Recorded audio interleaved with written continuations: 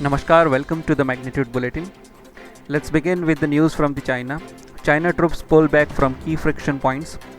The Chinese People's Liberation Army, that is PLA, has withdrawn up to 1.5 km from friction area in Galwan Valley, Hot Springs and Gogra along the line of actual control, that is LAC, in the eastern Ladakh, and the Indian Army has pulled back proportionately, acting on an understanding reached last week by top Indian and Chinese military commanders on face the escalations of the ongoing border conflicts in Ladakh theatre.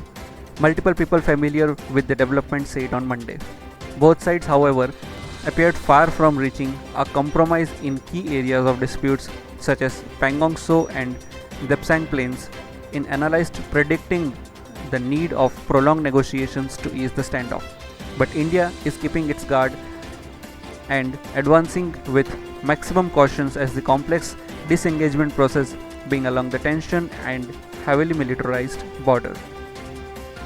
UGC go ahead to final year students exams across varsity. Online, offline or blend of both examination will be allowed.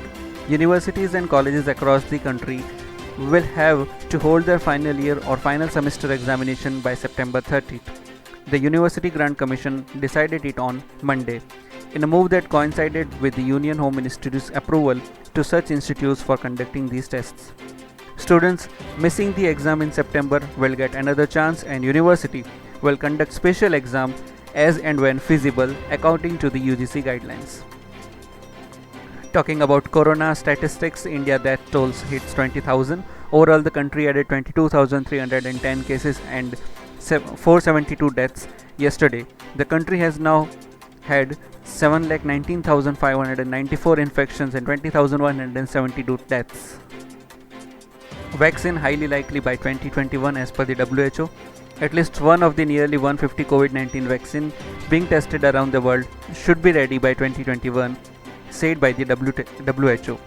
The vaccine candidate developed in the UK by the University of Oxford is currently at the most advanced stage, with phase 3 trial recently commencing in hospitals in Brazil and South Africa. India's own vaccine development efforts have come under a cloud of controversy after the Indian Council of Medical Research, that is ICMR, made a case to get vaccine candidate ready by 15th August, effectively giving 6 weeks of trials to test for safety and efficacy. Here is some good news. Urban job losses on the rise again. Urban employment have fallen for 4 straight weeks, has reversed course and risen in the week ended 5th July in tandem with renewed lockdown in part of India, according to a survey.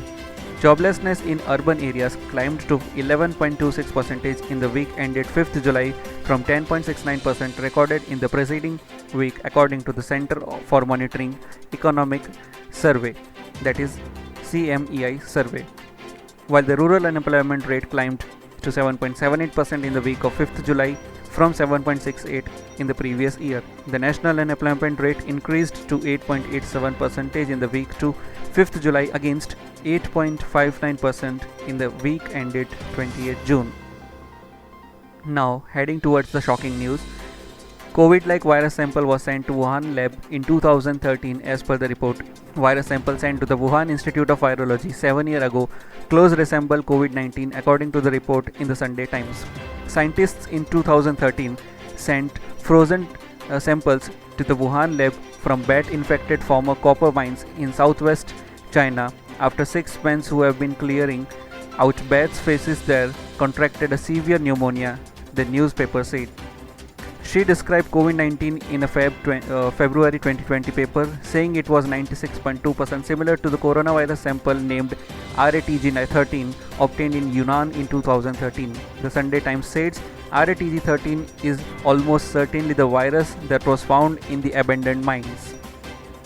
Now the special announcement for you. Today we will discuss on a special topic, that is what the pandemic has taught us, exclusively in Hindi language on our YouTube channel, so stay tuned for it. That's it for today. My name is Manal. Be positive, stay negative. Thank you so much for watching.